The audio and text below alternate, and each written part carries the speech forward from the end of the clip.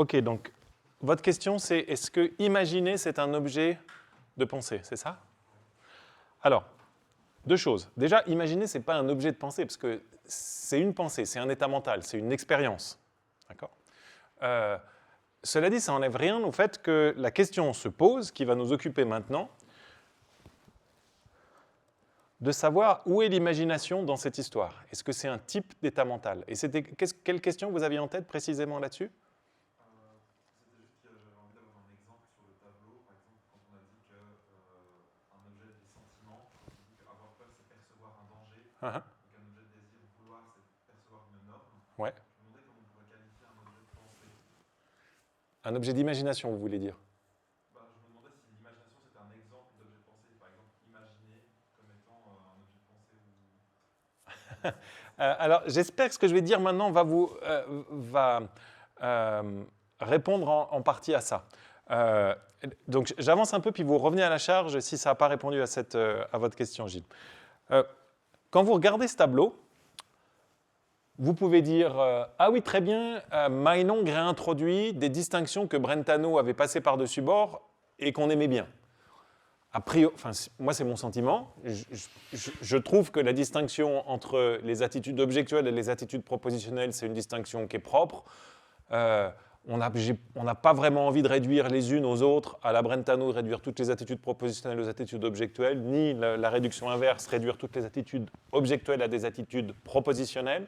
Donc je pense que Meinong a raison de réintroduire cette distinction que Brentano passait par-dessus bord. Je trouve qu'il a aussi raison de réintroduire la distinction entre les désirs et les sentiments, et je trouve que c'est une belle idée de dire les émotions, elles portent sur des valeurs, et les désirs, ils portent sur des normes. Il y a quelque chose d'intuitif, si on aime bien quelque chose, cette chose, elle est plus ou moins bonne, et si on désire quelque chose, c'est qu'on doit faire la chose en question. Très bien, merci Meinong d'avoir réintroduit ces distinctions, mais il y a une distinction qui a disparu dans l'histoire, qu'il y avait chez Brentano. Okay, a priori, là, il a plus de distinctions, mais est-ce que vous voyez quelle distinction il y avait chez Brentano qui semble être passée par-dessus bord, ici? Dans l'autre sens, cette fois. Qu'est-ce qui semble avoir abandonné Meinong, si on s'en tient là?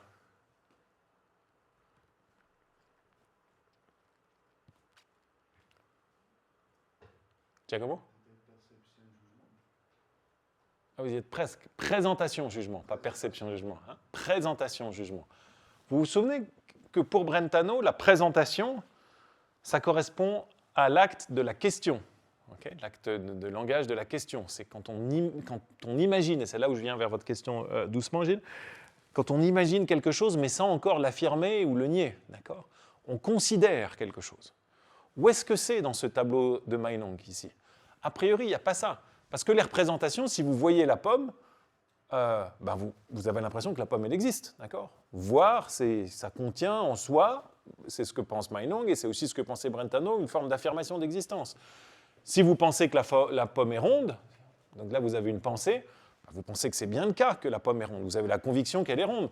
Si vous pensez qu'elle est belle, vous avez la conviction qu'elle est belle. Si vous pensez qu'elle doit être croquée, vous avez la conviction qu'elle doit être croquée. Mais où sont passés les cas où on considère quelque chose sans l'affirmer?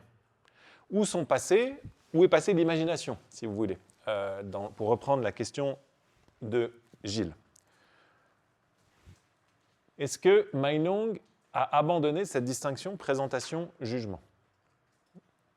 Donc, je répète ce que je viens de vous dire. La présentation qui occupait une place centrale chez Brentano entre la présentation et le jugement semble avoir disparu. La distinction, pas la présentation. Excusez-moi, je me suis perdu. La distinction qui occupait une place centrale chez Brentano entre la présentation et le jugement semble avoir disparu chez Meinong. La représentation, ça ressemble à un jugement brentanien, ça porte sur un objet, comme tous les jugements pour Brentano, mais ça affirme l'existence de cet objet. Si vous voyez une pomme, vous la tenez pour existante. Et la pensée, ça ressemble à un jugement propositionnel, Brentano n'en veut pas, mais malgré tout, on tient pour vrai un certain contenu. Où sont passées les questions, les suppositions, les simples considérations d'un objet sans affirmation de ce dernier. Okay? Donc il semble que Meinong ait refusé ça. Et pourtant, il écrit en 1904, vous l'ai dit tout à l'heure, ce livre sur les assomptions. Et en réalité, Meinong va attribuer beaucoup plus d'importance que Brentano à l'imagination. Vous pouvez déjà le sentir si vous vous souvenez de ce que je vous ai dit sur sa métaphysique. Dans la métaphysique de Meinong, il y a le Père Noël, il y a les dragons, il y a des montagnes d'or, il y a même des cercles carrés, il y a des objets impossibles.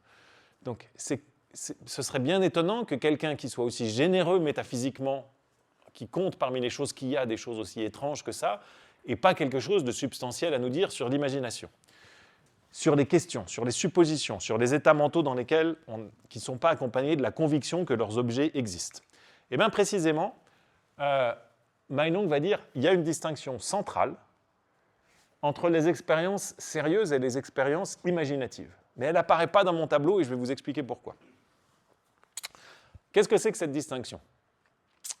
1902, je vous ai dit 1904, 1902, il faut que je vérifie mes dates. Je crois que j'ai mis une fois 1904 et une fois 1902 pour Huber-Hannamen sur les assumptions. Donc, il introduit une distinction entre deux formes d'expérience, R. Leibniz, qui s'applique, dit-il, à tous les états mentaux. Il y a les expériences sérieuses et il y a les expériences imaginatives. Et ça, pour Meinong, ça vaut aussi bien pour la représentation, pour la pensée, pour les émotions, que pour les désirs. Dans tous les cas, on peut avoir une version sérieuse de ces expériences et une version non sérieuse ou imaginative. Les expériences sérieuses, Ernst Stiger, c'est les expériences qui présupposent la conviction que l'objet ou l'état de choses représenté existe. Okay ? Donc, les expériences sérieuses, elles impliquent une prise de position par rapport à l'objet. C'est les expériences qu'on a souvent. En ce moment, vous faites l'expérience du son de ma voix. C'est une expérience objectuelle, donc c'est une représentation. Vous pensez que ce son a lieu, qu'il existe. Vous faites l'expérience du fait que je vous explique la philosophie de Meinong. Ça, c'est une représentation. Et vous pensez que c'est le cas, que je vous explique la philosophie de Meinong. Vous faites aussi l'expérience du caractère absolument passionnant de ce cours. Ça, c'est une émotion, okay ? Ce qui correspond à votre excitation, votre intérêt. Et puis, vous faites l'expérience du fait que vous devez relire vos notes pour la prochaine fois et lire Meinong. Et ça, c'est un désir. Okay ? Dans tous les cas, ce dont vous faites l'expérience, vous pensez que c'est le cas ici. Vous pensez que c'est bien le cas, que le son de ma voix est là, que je vous explique Meinong, que ce cours est passionnant, que vous devez relire vos notes. Tout ça, vous pensez que c'est vrai. Okay ? Mais en même temps, vous pourriez simplement imaginer que c'est le cas. Imaginez que ce cours soit ennuyeux. Je sais, c'est difficile, mais imaginez. Okay ? On peut imaginer des choses qui sont contraires à ce qu'est le cas. Imaginez que j'ai une voix de petite fille. Imaginez que je sois en train de vous donner un cours sur le macramé plutôt que sur Meinong. Toutes ces choses-là, vous pouvez les imaginer. Hein ? Qu'est-ce qui se passe quand on imagine ? Eh bien, on est dans une expérience imaginative, fantasy, dit Meinong, et ce sont des expériences, les expériences imaginatives, qui ne s'accompagnent pas de la conviction que l'objet ou l'état de choses représenté existe.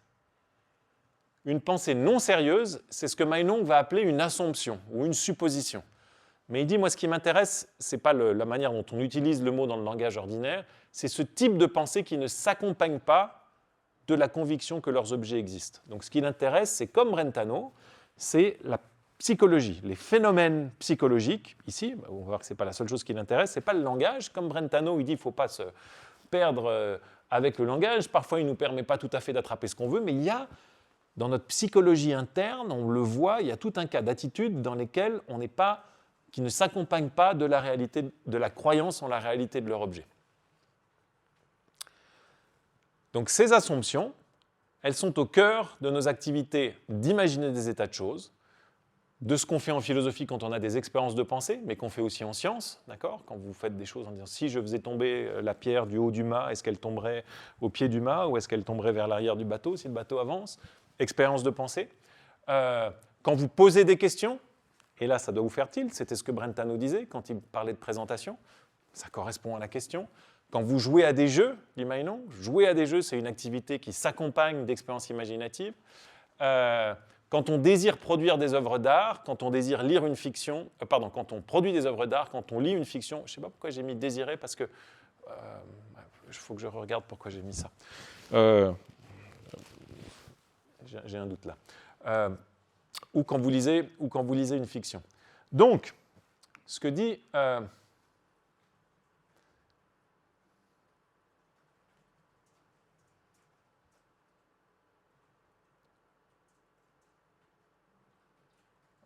on va laisser tomber ça. Ce que dit Meinong, c'est dit, OK, vous avez regardé ma classification des états mentaux, et vous m'avez posé la question, ce que j'ai interprété comme étant votre question, Gilles, mais vous allez me dire dans un instant si ça y est répondu. Vous m'avez posé la question, j'ai introduit des nouvelles distinctions qu'il n'y avait pas chez Brentano, désir versus sentiment, représentation propositionnelle versus représentation non propositionnelle. OK, j'ai introduit ça, mais j'ai oublié la distinction qui était fondamentale et géniale chez Brentano entre la perception et le jugement. Meinong dit non, je ne l'ai pas oublié, c'est juste que je lui ai donné une place beaucoup plus importante que lui, parce qu'en réalité, cette distinction, elle se retrouve au sein de chacun des états mentaux. On peut avoir des désirs sérieux et des désirs imaginatifs. On peut avoir des sentiments sérieux et des sentiments imaginatifs. On peut avoir des pensées sérieuses et des pensées imaginatives. On peut avoir des représentations sérieuses ou des représentations imaginatives. Une pensée sérieuse, Meinong lui donne un nom, ça va être un jugement, sans D, pardon, et une pensée imaginative, c'est ce qu'il appelle une assomption dans le sens le plus restreint. Mais cette distinction, elle s'applique partout.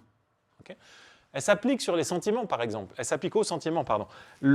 Si vous êtes au cinéma, qu'il y a un grand méchant dans James Bond, vous n'aimez pas le méchant. Vous avez une hostilité vis-à-vis du méchant. Mais vous n'avez pas vraiment envie d'aller lui casser la figure. C'est une forme d'hostilité imaginaire ou imaginative. D'accord ?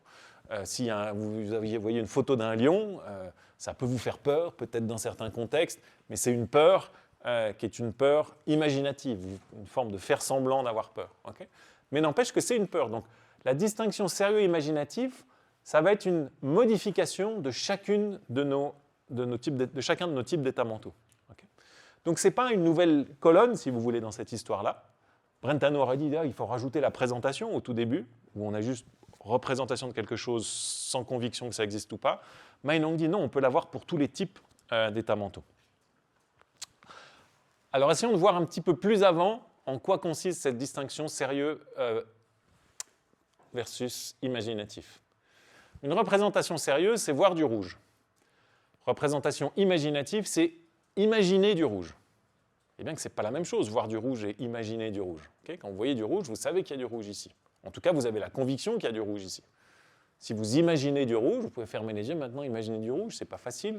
L'imagination n'est pas aussi vive que la perception, mais vous pouvez le faire. Là, vous ne pensez pas qu'il y a du rouge ici. Vous pouvez avoir une pensée sérieuse, vous jugez que le chat dort, mais vous pouvez aussi avoir une pensée imaginative, imaginer que le chat dort.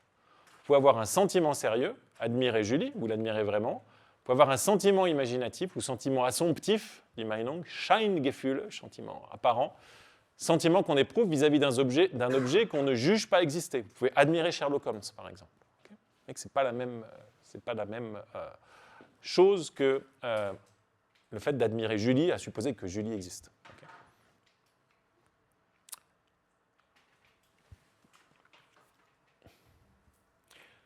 Alors une distinction, une confusion à ne pas faire.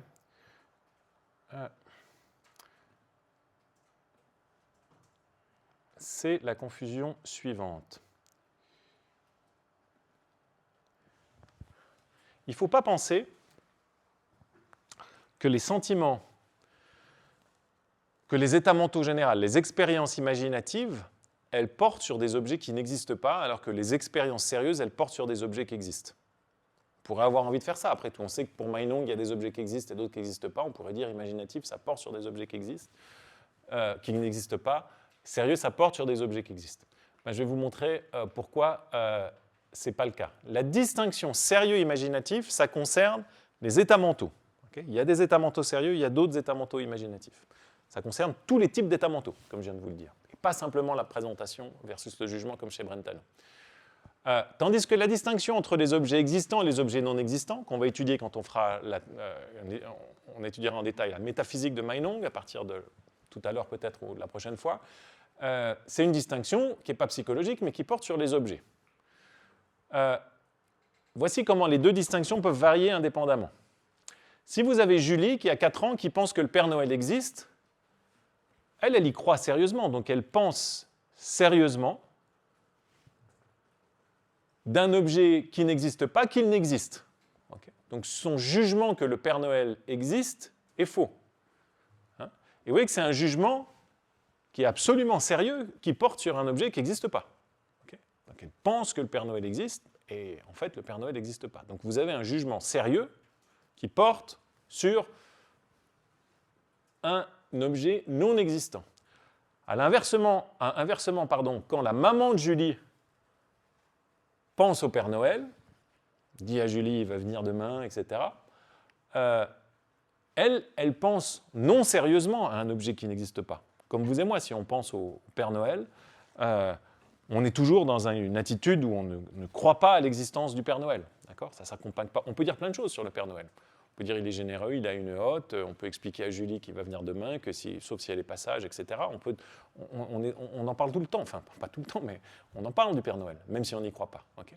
Donc nous autres adultes, quand nous parlons du Père Noël, nous parlons d'un objet qui n'existe pas de manière non sérieuse. Mais quand les enfants parlent du Père Noël, eux, ils parlent de manière sérieuse d'un objet qui n'existe pas. Okay. Donc il ne faut pas confondre la distinction sérieux imaginatif, la distinction avec la distinction existant-non existant. La distinction sérieux imaginatif, elle porte sur des états mentaux. La distinction existant-non existant, elle porte sur des objets. C'est intéressant pour différentes raisons, mais une raison pour laquelle c'est intéressant, c'est que beaucoup de philosophes aujourd'hui considèrent que l'ontologie de Meinong, qui admet qu'il y a des objets qui n'existent pas, même cette phrase paraît presque contradictoire, mais on va voir pourquoi elle ne l'est pas, en tout cas pas directement, beaucoup de gens considèrent que l'ontologie de Meinong, c'est fou. Okay, on ne peut pas accepter l'existence du Père Noël, et même si on prend toutes les précautions de Meinong, ça ne marche pas. Donc, peu de gens sont Meinongiens. Il y en a toujours, mais relativement peu. En revanche, beaucoup veulent maintenir cette distinction, sous différentes formes, entre les états mentaux sérieux et imaginatifs. Donc c'est le fait de bien distinguer les deux distinctions, ça vous permet de dire, ok, moi, si vous avez envie de faire ça, je ne veux pas de l'ontologie de Meinong, je ne pense pas que les dragons existent, mais par contre, je pense qu'il a un bon point sur la psychologie, c'est que pour tout type d'état mentaux, ce type d'état mental-là vient dans une version sérieuse ou une version non sérieuse. Dernier point sur cette diapo, j'ai encore une diapo, je crois, sur cette distinction qui, j'espère, vous aidera à bien voir. Les expériences, quand on dit qu'une expérience est imaginative, on ne dit pas qu'elle est imaginaire. D'accord ? Quand vous êtes au cinéma et que vous avez de l'admiration, ou que vous lisez un roman, vous avez de l'admiration pour Sherlock Holmes, c'est pas que votre admiration, elle n'existe pas. Vous avez vraiment une admiration, un épisode d'admiration, mais c'est juste une manière d'admirer qui n'est pas sérieuse pour Meinong. Okay ? C'est pas que vous avez une admiration imaginaire qui n'existerait pas. Okay, donc c'est vraiment un type d'état mental, mais c'est une manière d'être dans cet état mental qui est distincte de votre réelle admiration que vous avez pour votre professeur de philosophie.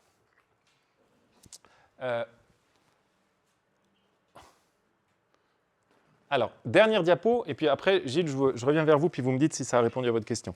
Dernière diapo sur la distinction entre les expériences sérieuses et imaginatives. Meinong fait un certain type d'observation. Là, c'est vraiment de la psychologie descriptive dans le sens le plus pur.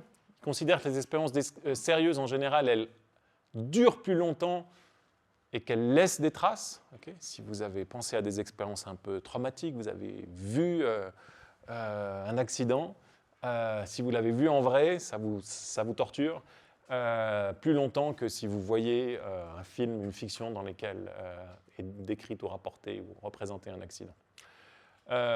Les expériences sérieuses, et ça c'est sans doute le point le plus central et le plus discuté aujourd'hui, notamment dans tout un tas de littérature sur les fictions, elles ont un effet sur nos comportements. Parce que si vous voyez qu'il y a un lion, vous allez fuir. Okay, par contre, si vous voyez un film dans lequel il y a un lion, vous n'allez pas fuir le cinéma. Hein. De la même façon, vous n'agissez pas sur la base de vos désirs imaginatifs, mais vous agissez sur la base de vos désirs sérieux. Comme les expériences sérieuses reposent sur une croyance, une conviction que leur objet est le cas, vous ne pouvez pas les modifier à volonté. Okay. Vous ne pouvez pas maintenant cesser de vous représenter que vous êtes en cours de philosophie. Essayez, ça ne part pas. Okay. Vous pouvez ne plus essayer de plus y penser, mais vous avez toujours l'impression que vous êtes en cours de philosophie. Par contre, si je vous dis pensez au Père Noël qui danse la polka, vous arrivez à commencer à faire ça à volonté, puis vous pouvez arrêter de le faire à peu près à volonté. Bon, évidemment, quand je vous le dis ça, vous pouvez dire ça reste obsessionnellement, maintenant je l'ai l'image dans la tête, elle ne part pas. Mais en général, vous pouvez interrompre et débuter des pensées imaginatives à loisir, ce qui n'est pas le cas avec votre perception, ce qui n'est pas le cas avec vos représentations, ce qui n'est pas le cas avec vos désirs. Ce serait bien si on pouvait... Enfin, je ne sais pas si ce serait bien. Pour certains désirs au moins, ce serait bien si on pouvait cesser de les avoir à volonté. Si je pouvais cesser d'avoir envie de manger du Nutella dès que je rentre à la maison, je signe tout de suite. Okay, si vous cessez d'avoir envie de fumer, il y a plein de désirs qu'on ne veut pas avoir. Mais justement, c'est le problème, c'est qu'on ne peut pas s'en débarrasser comme ça. Les désirs imaginatifs, imaginez, faire semblant de désirer quelque chose, ça, on peut s'en débarrasser facilement. Par suite, dit Meinong, la variété des expériences imaginatives auxquelles on peut accéder est bien plus grande. On peut voir beaucoup de choses, mais on peut imaginer beaucoup plus de choses qu'on ne peut en voir. Okay, toutes les permutations, vous avez en face de vous des personnes, vous imaginez juste, vous coupez les têtes puis vous les mettez sur les autres corps. Vous savez, comme les livres pour enfants où vous avez un corps, vous pouvez, une page à l'autre, vous pouvez mettre la tête d'éléphant sur le corps des vaches, etc. Vous pouvez changer la voix des personnes, le caractère, et là je parle que des personnes, les lieux, vous pouvez imaginer une montagne d'or, tout ça, vous ne pouvez pas le voir. Okay, donc on peut imaginer plus de choses que ce qu'on ne peut en voir, ou s'en représenter, ou en désirer. Et ça conduit Meinong à des remarques intéressantes sur l'art. Il pense qu'une des fonctions centrales des œuvres d'art, c'est d'étendre la variété des expériences imaginatives d'une manière qui soit plaisante. Okay, donc l'œuvre d'art, elle étend la variété des expériences imaginatives dans le but, ou en tout cas avec pour effet de causer une certaine forme de plaisir esthétique. Voici ce que dit Meinong au début de On Assumption. Alors, je n'ai pas traduit parce que je suis parti de l'anglais, puis je ne voulais pas faire une double traduction, vu que c'est déjà traduit de l'allemand. How could I really ask the reader to believe something that he knows only too well to be false?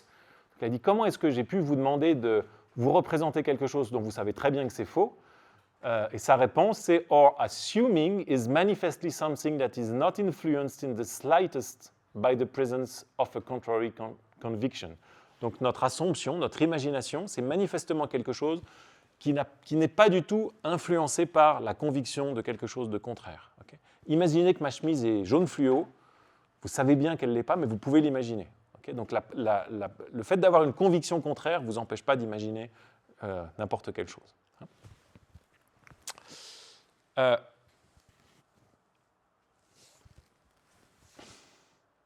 Bien, Gilles, est-ce que ça répond à votre question ou pas? J'ai deux questions supplémentaires. Ouais. Beaucoup plus brèves, c'est sur ces discussions imaginatives sur deux expériences, sur la pensée. Est-ce qu'un jugement par rapport à une supposition, on peut les faire rétrospectivement, par exemple, penser aux infos que j'ai vues ce matin dans le journal? Est-ce que c'est un jugement ou une supposition? Est-ce que c'est un souvenir plutôt? Ah, non, alors ça va être un jugement qui porte sur le passé. Okay. Meinong, il n'a pas les mêmes... Alors ça, c'est vrai que c'est un élément qui manque dans la métaphysique de Brentano que je voulais présenter. Brentano, c'est un présentiste. Il pense que seul le présent existe. Meinong, il est beaucoup plus libéral, donc il va dire simplement, quand vous vous remémorez quelque chose, vous pensez à quelque chose soit qui a eu lieu, et il va distinguer... oui, c'est Meinong qui distingue entre... Vous pouvez vous souvenir de quelque chose qui a eu lieu, ou vous pouvez vous souvenir d'avoir vu quelque chose, ce qui n'est pas la même chose. Okay, je peux me souvenir que Claire a commandé une deuxième bière, et je peux me souvenir d'avoir vu Claire commander une deuxième bière. Okay, c'est deux souvenirs différents, et leurs objets, à chaque fois, c'est des choses qui sont dans le passé, ou des objectifs, des faits qui sont marqués. On va revenir sur le caractère atemporel des faits un petit peu plus tard. Puis, ma deuxième question, c'était sur les désirs. Ouais. Est-ce qu'un désir sérieux peut porter sur un cas purement fictif, par exemple le désir imaginatif Est-ce qu'un désir sérieux, comme par exemple vouloir gagner la loterie, qui se base sur une hypothèse ou quelque chose qui est quand même fictif, c'est quand même sérieux? Oui, oui, ça peut être très sérieux parce que vous pouvez avoir des désirs sérieux qui sont inappropriés. Donc la distinction, je ne l'ai pas mis dans les points communs avec Brentano, mais Meinong pense qu'il y a la distinction des attitudes correctes et incorrectes, s'applique à toutes ces attitudes-là. Donc ça vaut pour les perceptions. Vous pouvez voir comme dangereux un petit chaton qui est inoffensif ou une araignée qui est inoffensive, pour prendre un exemple plus commun. Donc vous avez peur de quelque chose qui n'est pas dangereux, ça c'est une émotion incorrecte. Et vous pouvez désirer des choses. C'était quoi votre exemple? La loterie. Alors, si c'est irrationnel de jouer à la loterie, vous pouvez, et que vous désirez jouer à la loterie en pensant pouvoir gagner, vous pensez que vous devez jouer à la loterie, à ce moment-là, vous avez un désir incorrect, parce qu'en réalité, vous ne devriez pas jouer à la loterie. Okay. Donc, c'est pas encore. Votre question, c'est une instance de l'erreur contre laquelle j'ai essayé de vous mettre en garde dans la diapo. Enfin, ce n'est pas une instance, mais vous n'avez pas fait l'erreur, mais elle permet de mettre les doigts sur cette erreur. De la diapo quand je vous disais, il ne faut pas confondre la distinction sérieux imaginatif avec réel, non réel, c'est que vous pouvez avoir des désirs parfaitement sérieux qui sont des perceptions de devoir qui ne sont pas le cas. Okay. Si vous avez l'impression de devoir torturer les bébés phoques, vous désirez torturer les bébés phoques, mais non, ce n'est pas bien, Gilles, il ne faut pas torturer les bébés phoques. Okay. Donc c'est un désir inapproprié.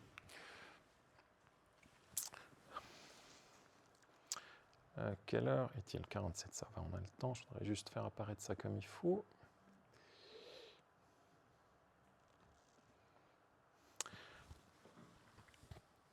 Alors, là, il y a une objection potentielle que je mentionne parce que ça vous permet peut-être de mieux comprendre la structure de l'approche de Meinong. Je vous ai dit, Meinong, il distingue des types d'états mentaux, et pour distinguer les types d'états mentaux, contrairement à Brentano, il ne s'appuie pas sur des modes, il s'appuie sur les différents objets. Donc la représentation, elle représente des objets simples, la pensée, elle représente des états de choses, Julie et Grande, les émotions, elles représentent le fait que des objets exemplifient des valeurs, Julie est jolie, et les désirs, ils représentent le fait qu'il y ait certaines normes qui s'appliquent. Je dois embrasser Julie. Différents types d'objets, différents types d'états mentaux. Maintenant, la distinction entre les états mentaux sérieux et les états mentaux imaginatifs, elle ne correspond pas à une distinction entre différents types d'objets. Je vous ai même dit expressément, il ne faut pas confondre les états imaginatifs avec les états qui portent sur des objets qui n'existent pas et les états sérieux avec des états mentaux qui portent sur des objets qui existent. Donc est-ce que là, on n'a pas une distinction entre des types d'états mentaux qui ne portent pas sur une différence d'objets? Okay. Ce qui serait pas fidèle à l'esprit de Meinong. Okay. On peut avoir une représentation sérieuse d'un objet qui existe et d'un objet qui n'existe pas. De même, on peut avoir une représentation imaginative d'un objet qui n'existe pas et d'un objet qui existe. N'a-t-on pas renoncé au principe selon lequel, à chaque type de représentation correspond un type d'objet? Sérieux et imaginatif sont des types d'actes auxquels ne correspond aucun type d'objet. J'en profite pour corriger la coquille.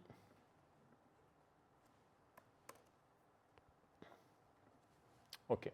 Alors la réponse de Meinong à ça, c'est de dire que imaginatif, c'est un modificateur linguistique, mais qui ne génère pas un nouveau type d'état mental. Meinong ne veut pas dire qu'il y a un type d'état mental qui est imaginatif et un autre type qui est sérieux.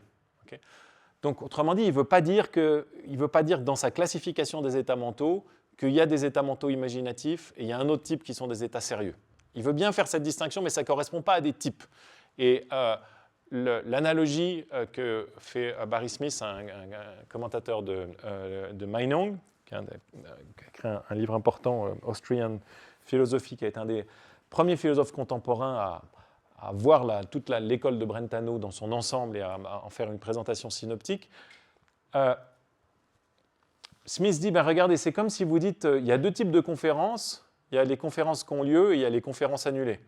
où il y a deux types d'hommes, il y a les hommes morts et les hommes vivants, où il y a deux types de billets, là, il y a les vrais billets et les faux billets, où il y a deux types de bras, il y a les vrais bras ou les bras artificiels. Et là, l'idée, c'est ces modificateurs-là, ça ne correspond pas à ce qu'on appelle des types de bras, ou des types d'hommes, ou des types de conférences. Okay. Parmi les types de conférences, vous avez les conférences de philosophie, les conférences de biologie, les conférences de maths. Et vous n'allez pas rajouter à côté de ça, oui, puis il y a aussi les conférences annulées. Vous voyez bien que ce n'est pas le même genre de classification. Hein. Et bien, c'est pareil pour les expériences imaginatives. D'après Meinong, vous avez des représentations, des pensées, des émotions, des désirs, et vous n'avez pas en plus de ça des imaginations. Okay. Elles ne sont pas sur la même dimension. Hein. Ça, c'est l'idée. Comme je vous l'ai dit, autrement dit, les expériences imaginatives, elles peuvent modifier chacune de toutes les autres expériences. Et en ce sens, j'y insiste, en fait, notre doute initial qui nous disait peut-être que Meinong a oublié la présentation qui était si essentielle chez Brentano, en fait, il est complètement renversé parce qu'on se dit, à l'arrivée, finalement, il lui accorde plus d'importance à l'idée qui sous-tend les représentations, qu'on peut penser à des choses sans les considérer comme étant le cas. Meinong considère que c'est beaucoup plus important comme phénomène. Ce n'est pas juste un petit type d'état mental dans un coin, même s'il est fondamental, ça s'applique à chaque variété d'états mentaux. Bien, on en a fini avec la psychologie de Meinong. Est-ce que vous avez des questions, des remarques, des doutes sur tout ça, ou est-ce qu'on peut passer dans les 5 minutes à une petite introduction qui nous reste à la théorie de l'objet de Meinong? Est-ce que ça va? Oui, Anastasia. Mais il existe les sentiments qu'elle n'a pas encore nommés. Par exemple, j'ai quelque chose. Que l'on n'a pas encore, redite? Pas encore, il n'y a pas encore vraiment objet. Ah, des sentiments sans objet. Oui, alors je vous ai dit qu'il a un doute, Meinong, sur est-ce qu'il y a des états mentaux qui ne sont pas intentionnels. Il n'est pas complètement sûr de ça. Peut-être que les sentiments sans objet auxquels vous pensez sont de ce type-là. Quel type de sentiment vous avez en tête là? Vous avez faim. On appelle ça en psychologie le processus sémiotique. Alors, si on prend la faim, indépendamment de la théorisation qu'en donnent certains psychologues, si on prend la faim, vous avez deux... c'est intéressant la faim parce que vous avez au moins deux façons de voir la chose. Vous pouvez dire la faim, c'est une forme de sensation que vous avez quelque part dans votre estomac. Surtout en ce moment, là, ça vient, c'est fin de matinée, on dit « Ah, ça va être bien, là. » Comment ? À ce moment-là, voilà, pensez à ce qu'on a discuté sur la douleur. Une vision de la douleur, c'est de dire la douleur, elle est dans le pied et on peut sentir cette douleur-là. Ça, c'est une théorie de la faim. On peut dire la faim, c'est pareil, c'est une forme de sensation organique qu'on a et avoir faim, c'est percevoir ça. Mais vous avez une autre théorie de la faim qui l'identifie non pas à une sensation dans le corps, mais à un état mental qui va dire la faim, c'est plutôt quelque chose comme un désir de manger. Okay. Et vous souvenez-vous que pour la douleur, on avait la même hésitation. Il y a ceux qui disent la douleur, elle est dans le pied. Et puis, ça c'est Stumpf, puis il y a ceux comme Brentano qui disent non, la douleur c'est la perception de quelque chose qui est dans le pied. On pourrait dire, Meinong pourrait dire, en fait, la faim c'est peut-être un désir qui est le désir de faire disparaître cette sensation que j'ai là. Okay. Donc j'ai une sensation dans le ventre, c'est pas ça la faim, mais ça correspond à la faim et c'est à cause de cette sensation que j'ai le désir de la faire disparaître. Autrement dit, j'ai la représentation de tu dois manger. Okay. Et pourquoi j'ai cette représentation? Parce que je sens ce truc dans mon ventre.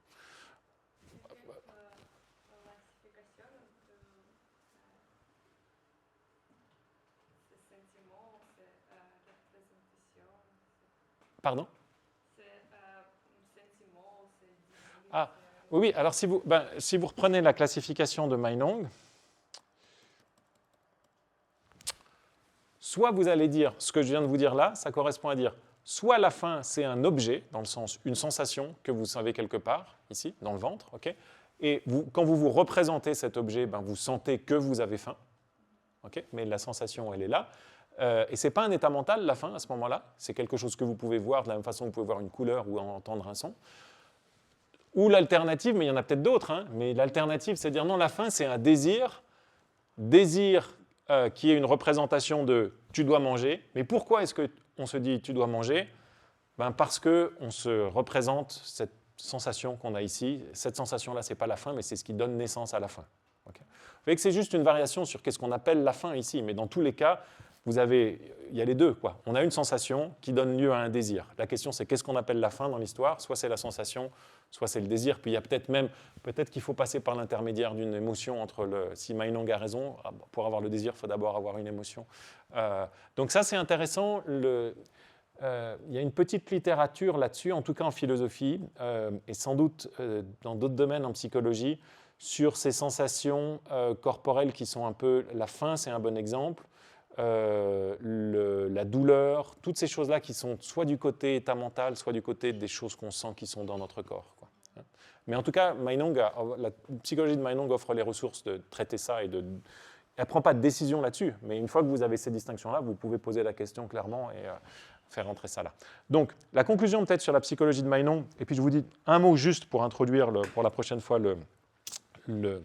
la métaphysique de Meinong, mais une fois que vous avez bien compris ces distinctions de Meinong, à l'arrivée, la psychologie de Meinong, elle est finalement plus riche en distinctions que la psychologie de Brentano. D'accord ? Pour Brentano, vous avez 3 grands types d'états mentaux. Pour Meinong, vous en avez 4. Et en plus, vous avez la distinction qui les dédouble, si vous voulez, chacun. Donc ça fait 8 entre sérieux et imaginatif.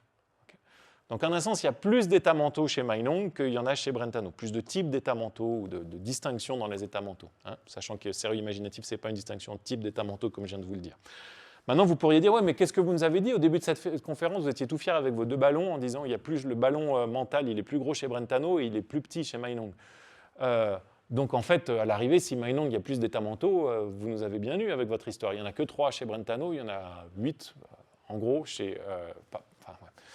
Je dis en gros parce que à cause de l'imaginatif sérieux qui n'est pas vraiment, on ne peut pas dire vraiment x2. Mais donc il y a encore plus d'états mentaux chez Meinong que chez Brentano. Alors oui, en termes de nombre de distinctions, mais non en termes de comment est-ce qu'on trace ces distinctions-là, parce que ces 4 distinctions-là, elles sont ramenées à des distinctions d'objets. Okay ? Tout ça, c'est perception de ce qu'il y a là, perception de ce qu'il y a là, perception de ce qu'il y a là. Donc à l'arrivée, vous pourriez dire il n'y a qu'un type d'état mental chez Brentano, c'est la perception soit d'un objet, soit d'un état de choses, soit d'une valeur, soit d'une norme. Okay ? Et Brentano dirait, ça veut dire que chez toi, il n'y a qu'un type d'état mental. Puis Meinong répondrait, non, mais moi, je ne distingue pas les états mentaux à l'aide des modes, comme toi. Je pense qu'il n'y a qu'un mode, il n'y a pas de distinction entre les modes, mais il y a plein de types d'objets différents. Ok, je m'arrête là, je ne vais pas vous assommer comme ça. On commence la semaine prochaine avec la métaphysique de Meinong. Est-ce qu'il reste une question? Ou 2? Ça va? Bien, merci pour votre attention. Reprenez bien tout ça. Je vous mets le texte de Meinong sur les objets en ligne, que je vous encourage à lire, ainsi que le texte de Brentano. Et donc, prochaine fois, métaphysique de Meinong. Et là, ça va être baroque. Bonne semaine à vous tous.